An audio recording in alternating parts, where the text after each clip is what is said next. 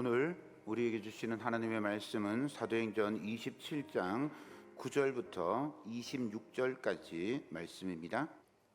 주님의 은총이 함께하기를 소망합니다. 비가 옥수같이 내립니다. 비가 옥수같이 내려가지고 마음도 꿉꿉한데 우리 하나님의 은혜가 우리 마음을 뽀송뽀송하게 만들어주기를 소망합니다. 그래서 오늘은 동화책 한 권을 소개하면서 말씀을 나누고자 합니다. 트리나폴러스, 사람 이름이에요. 트리나폴러스라는 분이 만든 꽃들에게 희망을 이라는 그림 동화입니다. 웬 나는 어른인데 이 그림 동화를 들려주나 싶지만 이 그림 동화는 어른들을 위한 동화입니다. 어른들이 읽으면 참 많은 생각을 할 수 있는 그런 책입니다. 그래서 아이들도 읽어도 참 좋은데, 그림이 예뻐요. 그래서 아이들이 읽어도 참 좋은데 어른들이 읽어도 굉장히 도움이 되는 그런 책입니다. 그래서 할아버지와 손주가, 할머니와 손주가, 엄마와 자녀들이 함께 읽고 이야기하면 참 좋은 책이겠다 싶어서 소개를 해드립니다. 줄무늬 애벌레입니다. 저기 생긴 게 줄무늬 애벌레예요. 줄무늬 애벌레가 태어나자마자 나뭇잎을 갉아먹고 있습니다. 나뭇잎을 갉아먹고 있는데 나뭇잎을 갉아먹다가 보니 나뭇잎을 갉아먹는 것과 다른 어떤 삶이 있을 것 같아요. 그래서 그 삶을 찾아서 길을 떠납니다. 길을 떠나는데 그림이 안 바뀝니다. 문득 하늘 높이 솟아있는 커다란 기둥을 보았어요. 애벌레가 길을 가는데 동화입니다. 동화예요. 하늘 높이 기둥이 솟아있어요. 그래서 막 기어가봐서 궁금해서 가봤더니 전부 애벌레인 거예요. 저 애벌레 보이죠? 네, 별별 종류의 애벌레가 다 붙어 있습니다. 저 애벌레들이 전부 다 저 기둥을 따라서 막 올라가는 거예요. 그런데 기둥 끝이 저 구름 속에 가려져 있어서 보이지가 않아요. 그런데 가만 생각해 보니까 그런 거예요. 모든 애벌레들이 저 구름 속에 솟아있는 저 구름 기둥 꼭대기까지 기어 올라가려고 하는 거 보니까 저 위에, 저 기둥 꼭대기 위에 뭔가 내가 바라는 뭔가 새로운 세계, 새로운 삶이 있는 게 아닐까, 이런 생각을 하고 이제 기둥을 밟고 올라가기 시작합니다. 기둥이 뭐예요? 애벌레잖아요. 그러니까 기둥을 밟고 올라가면 애벌레를 밟고 올라가는 거예요. 그래서 애벌레를 밟아서 떨어뜨리고 그리고 위로 올라갑니다. 올라가다가 중간에 노란 애벌레를 만났어요. 한눈에 반해버렸습니다. 한눈에 반했어요. 그래서 올라가다가 말고 갑자기 안 되겠다. 둘이 내려왔어요. 내려와서 천국 같은 에덴 동산 같은 풀밭에서 둘이 사랑을 나누고 둘이 너무너무 행복하게 지냈어요. 그런데 시간이 지나다 보니까 이제 애벌레가 서로 노란 애벌레의 털 하나까지도 다 아는 거예요. 그러니 갑자기 또 생각이 나는 거예요. 저 기둥 위에 무엇이 있을까? 저 기둥 위에는 새로운 삶이 있는 게 아닐까? 그리고는 이 줄무늬 애벌레가 노란 애벌레를 두고 다시 나는 내 삶에 풀을 뜯어먹는 것과 너가 사랑하는 것 말고 뭔가 특별한 그 이상의 것이 있을 거야 라면서 길을 떠납니다. 한편 줄무늬 애벌레와 헤어진 이 노란 애벌레는 나뭇가지에 거꾸로 매달려 있는 늙은 애벌레가 나비가 되려고 하는 그 모습을 봅니다. 늙은 애벌레가 나비가 되겠다고 그렇게 말하는 소리를 듣고 이 노란 애벌레도 나비가 되기로 결심합니다. 나비는 내가 앞으로 될 그 무엇이란다. 너도 아름다운 나비가 될 수 있을 거야. 그것은 아름다운 두 날개로 날아다니며 하늘과 땅을 연결시켜주지. 그것은 꽃에 있는 달짝지근한 꿀만 먹으며 이 꽃에서 저 꽃으로 사랑의 씨앗을 운반해 주기도 한단다. 나비가 없으면 이 세상에 꽃이 없어지는 불행이 올지도 모른단다. 노란 애벌레 눈에는 자기의 이 솜털로 둘러싸인 이 보잘것없는 벌레의 모습이 저 아름다운 나비가 된다는 게 믿겨지지가 않는 거예요. 그런데 마음속에 그런 생각이 들어요. 어쩌면 나도 나비가 될 수 있을지 몰라. 그런 희망이 생기기 시작했어요. 그래서 나무로 올라가서 거꾸로 제 나무에 메어 달린 거예요. 그런데 갑자기 이 노란 애벌레 꼬리에서 실이 나오기 시작하는 거예요. 고치를 만들기 시작하는 거예요. 그래서 고치를 이렇게 만들어 갑니다. 한편 기둥으로 올라간 이 줄무늬 애벌레는요, 아주 잔인할 정도로 빠른 속도로 이제 기둥을 올라가기 시작합니다. 다른 애벌레들을 밟고 밀어 떨어뜨리고 꼭대기 가까이 막 올라갔어요. 저것들을 없애버리지 않고는 내가 저 꼭대기에 올라갈 수 없어, 이러면서 막 잔인하게 밟고 올라가는 거예요. 꼭대기 근처에 다 왔어요. 그런데 꼭대기에서 소리가 들리는 거예요. 이 꼭대기에 아무것도 없어. 저곳을 봐. 다른 애벌레 기둥이 또 있잖아. 사방에 애벌레 기둥이 있어. 이 바보야, 그 얘기하면 어떡해. 저 밑에 있는 애들이 몰라야 돼. 그 소리를 들은 거예요. 엄청난 실망감과 화가 머리끝까지 치밀렀어요. 그래서 막 분노하고 있는데 노랑 애벌레 생각이 난 거예요. 그 순간 그 기둥 꼭대기 근처에 노란 나비 한 마리가 날면서 이 줄무늬 애벌레를 쳐다보는 거예요. 그 노란 나비를 보면서 나도 나비가 되면 참 좋겠다, 이런 생각을 하면서 이제 기둥을 내려옵니다. 노랑나비가 빛나는 날개를 펄럭이면서 이 줄무늬 애벌레를 부채질해요. 그러면서 너는 나비가 될 수 있어, 이런 말을 하는 것 같아요. 그러면서 어디로 끌고 가는 거예요.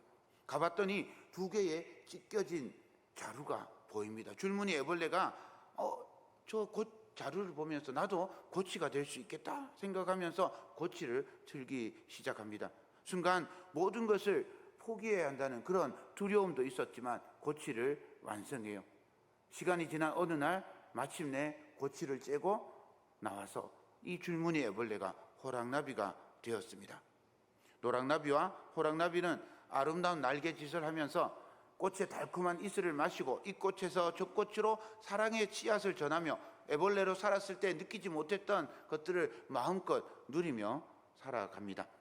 고치를 틀면 새로운 생명으로 이어집니다. 겉은 죽은 것 같은 고치지만 그 속에는 새로운 생명이 자라납니다. 애벌레의 생명은 끝나지만 나비로 새로운 생명이 시작됩니다. 그리고 애벌레가 꿈꾸던 나비는 꽃들에게 희망이 됩니다. 애벌레가 나비를 소망할 때 꽃들은 결실을 소망하게 됩니다. 애벌레는 나비를 꿈꾸지 않으면, 나비를 소망하지 않으면 꽃들에게 희망을 줄 수 없습니다. 애벌레의 소망이 꽃들의 소망이 됩니다. 저를 보십시오. 그리스도인들, 성도의 모습이 이렇습니다. 우리 그리스도인들이 보잘것없어 보일 수 있고요. 그냥 저 얼굴 퉁퉁하고 피둥피둥 살만 찐 저 강 목사가 뭐 별거 있나, 이런 생각 하실 수 있습니다. 그런데 그 보잘것없는 이 몸이지만 고치를 째고 아름다운 나비가 될 수 있습니다. 이것이 그리스도인들의 소망입니다. 성도가 나비를 꿈꿀 때, 성도가 새로운 삶을 꿈꾸고 소망할 때 꽃들에게 희망을 나누어 주는 것처럼 믿지 않는 사람들에게 그리스도의 소망을 나누어 주는 사람이 될 수 있습니다. 성도의 존재는요, 겉모습은 후패하고 겉모습은 보잘것없어 보일지 모르지만 그 속에는 아름다운 나비가 들어있는 겁니다. 성경에는 이런 이야기들이 참 많이 있습니다. 오늘은 성경에 이 꽃들에게 희망을 주는, 그리스도인의 소망을 가진 이런 사람들을 한번 찾아보고자 합니다. 먼저 열왕기상 18장을 보겠습니다. 열왕기상 18장에 가면 엘리야가 갈멜산에서 바알 제사장 450명, 아세라 제사장 400명과 대결을 벌입니다. 1대 17의 싸움도 기적 같은 일인데 1대 850의 싸움을 벌입니다. 이때 이스라엘 백성들의 모습이 어땠을까요? 아합과 이세벨이 이스라엘 백성들을 하나님에게서 떠나게 합니다. 바알과 아세라를 섬기게 하고 여호와 하나님께서 재앙을 내려서 이스라엘에 극심한 가뭄이 임했어요. 이스라엘 백성들에게는 어떤 소망도 없습니다. 그럴 때 하나님의 사람 엘리야가 이렇게 선포합니다. 열왕기상 18장 21절입니다. 엘리야가 모든 백성에게 가까이 나아가 이르되 너희가 어느 때까지 두 사이에서 머문하려느냐. 여호와가 만일 하나님이며 그를 쫓고 바알이 만일 하나님이면 그를 쫓을지니라 하니 백성이 한 말도 대답지 아니하는지라. 이 말을 하고 엘리야가 바알과 아세라 선지자들과 대결해서 승리하게 됩니다. 여호와 하나님께서 응답해 주셨습니다. 엘리야가 그 응답의 은혜를 안고 이제 하나님 앞에 엎드려 기도합니다. 아직 아무것도 보이지 않는데 큰 비의 소식이 있음을 아합에게 알려주고 기도를 합니다. 18장 42절부터 44절까지 말씀을 제가 읽어드리겠습니다. 아합이 먹고 마시러 올라가니라. 엘리야가 갈멜산 꼭대기로 올라가서 땅에 꿇어 엎드려 그 얼굴을 무릎 사이에 놓고 그 사환에게 이르되 올라가 바다편을 바라보라. 저기 올라가 바라보고 고하되 아무것도 없나이다. 가로되 7번까지 다시 가라. 7번째 이르러서는 저가 고하되 바다에서 사람의 손만한 작은 구름이 일어나나이다. 가로되 올라가 아합에게 고하기를 비에 막히지 아니하도록 마차를 갖추고 내려가소서 하라 하니라. 엘리야는 볼 수 없는 것을 바라보고 보이지 않는 것을 보았습니다. 소망의 사람은 보이지 않는 것을 바라보는 사람입니다. 혼자 보는 것이 아니라 자신이 보는 것을 형제들과 나누고 함께 보는 사람입니다. 엘리야가 보는 대로 3년 6개월 동안 비가 내리지 않던 이스라엘에 그 가뭄으로 찌들어 버린 소망 없던 이스라엘에 비가 내리기 시작합니다. 엘리야의 소망이 이스라엘의 소망이 되었습니다. 그리스도인들은 이렇게 소망을 나누는 사람입니다. 이번에는 에스라로 가보겠습니다. 에스라 8장입니다. 에스라가 이스라엘 백성 1775명을 데리고 예루살렘으로 이제 돌아오려고 합니다. 예루살렘으로 돌아오는 길이 거리도 멀고 중간에 도적도 있을 것 같고 겁이 나는 거예요. 그래서 아하와 강가에 모여서 금식을 선포하고 이스라엘로 안전히 돌아올 수 있도록 하나님께 기도합니다. 그리고 그 기도가 하나님께 응답받아서 4개월간의 그 긴 여행을 마치고 안전하게 예루살렘에 도착했습니다.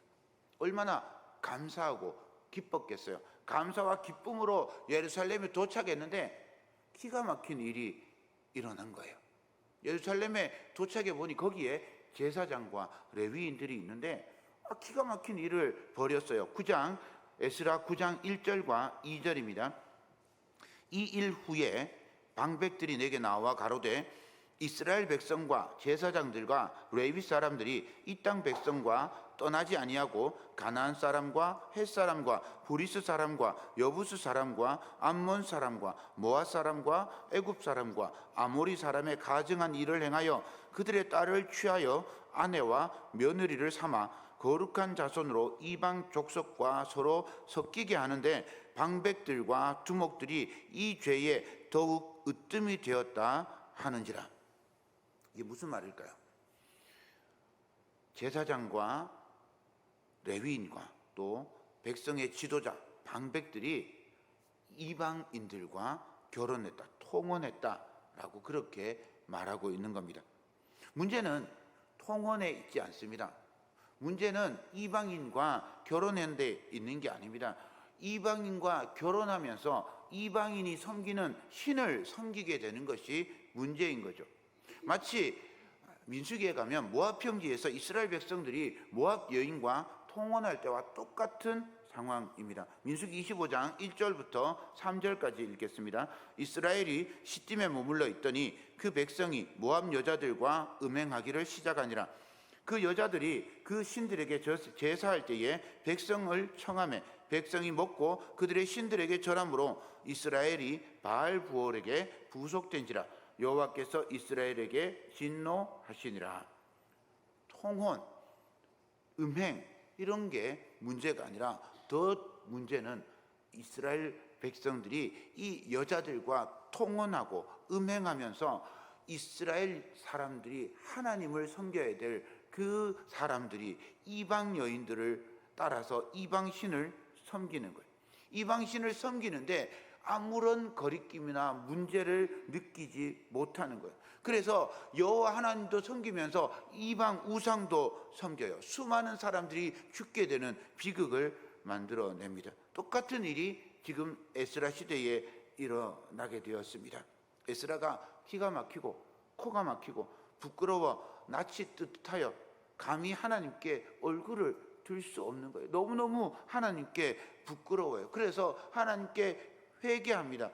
하나님께 회개하는 기도를 드리는 거예요. 그때 놀라운 일이 일어납니다. 하나님께 회개하고 하나님께 자복하는 것까지는 이해를 하겠어요. 그런데 그 다음 일어나는 일이 아주 놀랍습니다. 에스라 10장 2절부터 4절까지 말씀입니다.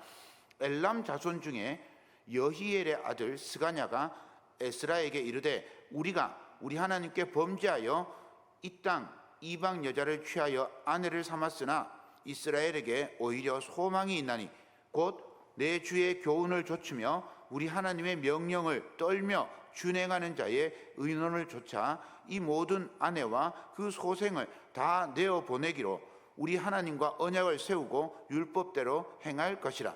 이는 당신의 주장할 일이니 일어나소서 우리가 도우리니 힘써 행하소서. 엘람 자손 중에 여히엘의 아들 스가냐라고 하는 사람이 등장합니다.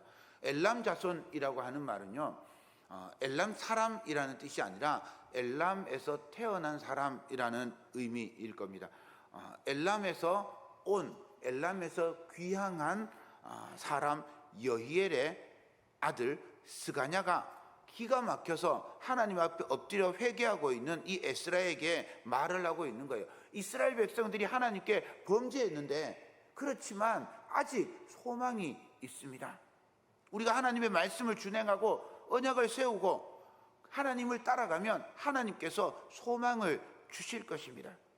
이 말을 듣고 스가냐의 말을 듣고 에스라가 다시 일어납니다. 우리가 돕겠습니다. 당신은 하나님의 뜻대로 힘써 행하십시오.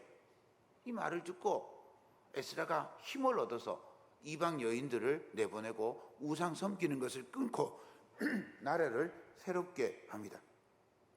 여기까지는 놀라운 일이구나 이렇게 생각할 수 있어요. 그런데 더 놀라운 사실이 10장 26절에 나옵니다.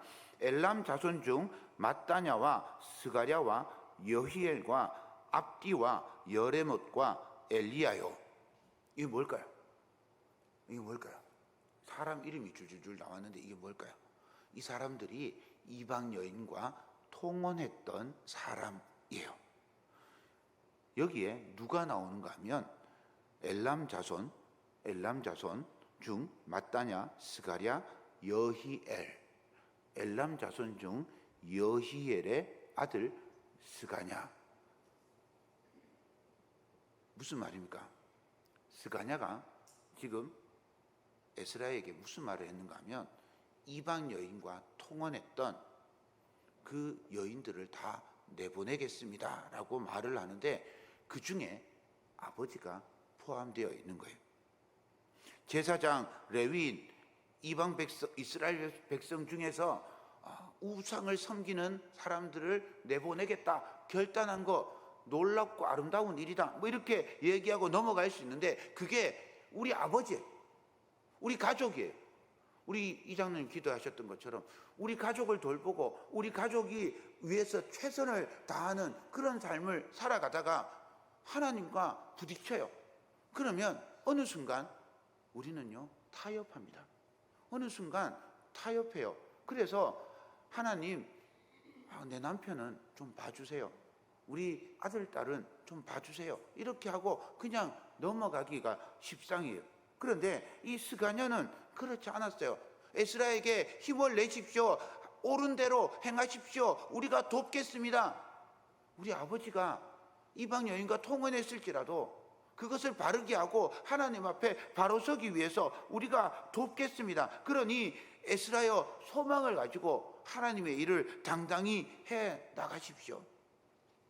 스가랴의 이 모습이 소망을 가진 사람의 모습을 잘 보여줍니다.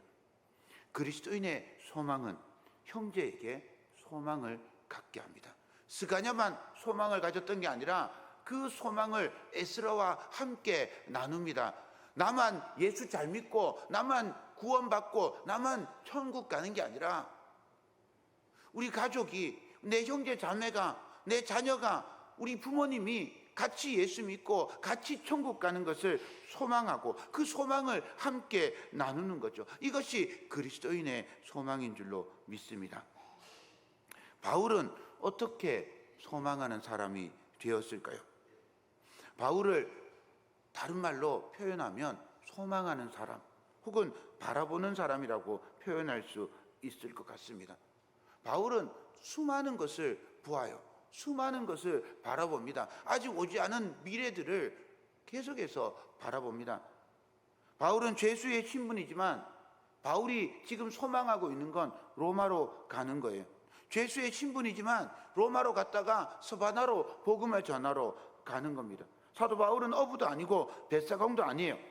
길리기아 다소라는 대도시의 시민이고 바리새의 파라고 하는 곳에서 교육을 받은 엘리트입니다. 이런 사람이 바다에 관해서 뭘 알겠어요? 공부가 제일 재미있었어요 하는 사람이 바다에 관해서 아는 건 지식뿐이죠. 실제로 바다가 어떤 일이 일어나는지는 모르는 거예요. 그냥 지식으로만 알고 있는 거죠. 바다에서 잔뼈가 굵은 뱃사람들, 선주들, 선장의 그런 생각들하고는 전혀 다르죠. 마치 그들 앞에 무엇을 주장한다는 건 번데기 앞에서 주름 잡는 것과 같습니다. 그러나 바울은 사람의 지식과 경험으로 예측하는 그런 사람이 아니라 성령님의 능력으로 보는 사람, 성령님의 능력으로 소망하는 사람입니다. 오늘 본문에 보면 금식하는 절기라는 말이 나옵니다. 유대력 7월에 있는 대속죄일을 뜻합니다. 양력으로는 9월에서 10월 사이입니다. 이 사이가 왜 중요한가 하면 이때부터 지중해 지역에는 이제 늦가을, 초겨울, 우기가 됩니다. 비가 내리는 시기예요. 비가 내리는 시기니까 폭풍이 있겠구나 이렇게 생각할 수 있습니다. 그런데 벳사공이나 백부장은 바울이 그렇게 책상 물림의 지식으로 이야기하는 그 말 안 듣는 거죠. 바울은 성령님께서 말씀하시는 것을 증거했는데, 바울은 성령님께서 보여주시는 것을 바라보고 소망하고 나누었는데, 이 사람들은, 벳사공들은 이거 책상 물림에서 나온 지식이야 라고 무시해 버린 겁니다. 그래서 제가 찾아보았습니다. 지중해에 폭풍이 얼마나 불까 찾아보았어요. 최근에 한 60년 정도를 이렇게 검색을 해보니까 1년에 지중해에 0.75회 정도 폭풍이 불었답니다. 지중해 전체에 0.75회니까 지금 이 사람들이 있는 그레데 섬에는 얼마나 폭풍이 불 확률이 적겠어요. 1년에 0.75회를 100분율로 하니까 0.02% 뭐 이렇더라고요. 그리고 미항에서 베닉스까지 가는 거리는 한 3시간 정도 됩니다. 3시간 정도만 바짝 움직이면, 그러면 좁아 터진 데서 겨울 보내지 않고 넓은 데 가서 겨울을 보내는 거예요. 그래서 지금 빨리 바람 안 불 때 빨리 이동하는 게 좋겠다. 이게 경험으로도 이성으로도 합리적이라고 그렇게 판단한 거죠.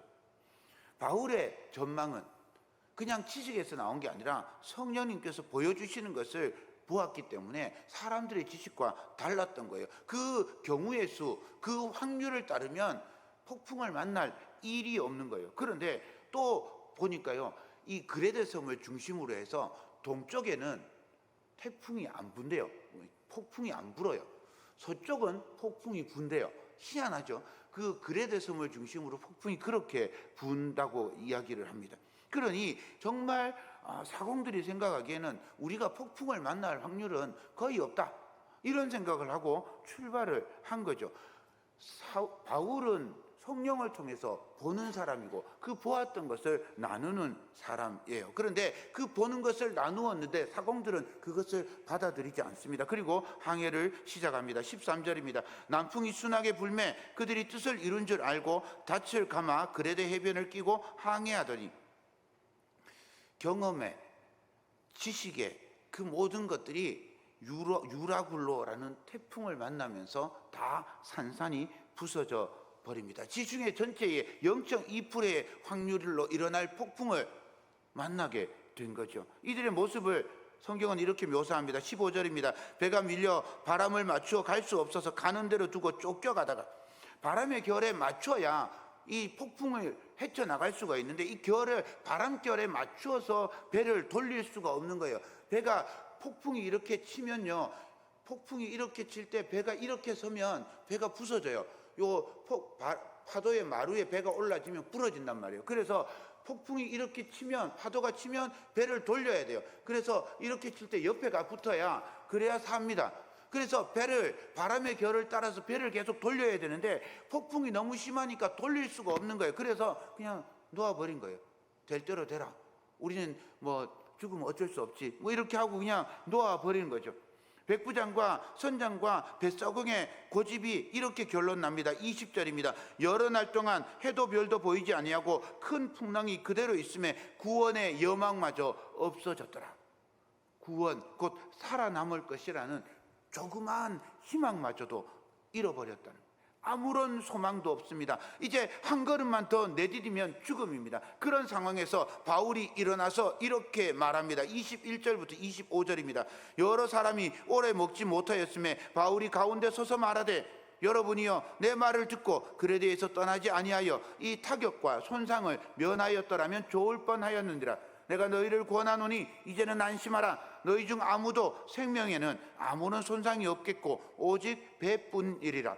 내가 속한 바 곧 내가 섬기는 하나님의 사자가 어젯밤에 내 곁에 서서 말하되, 바울아 두려워하지 말라. 내가 가이사 앞에 서야 하겠고 또 하나님께서 너와 함께 항해하는 자를 다 내게 주셨다 하셨으니 그러므로 여러분이여 안심하라. 나는 내게 말씀하신 그대로 되리라고 하나님을 믿노라.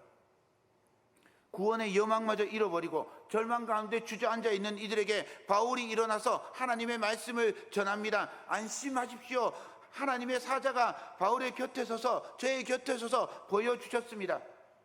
바울에게는 두 가지 소망이 생겼습니다. 가이사 앞에 가야 할 것, 그리고 이베에 있는 모든 사람들을 구원할 것. 어쩌면 가이사에게 가는 건 개인의 소망입니다. 바울의 소망은 거기에 그치지 않아요. 바울의 소망은 배에 타고 있는 모든 사람을 구원하는 것입니다.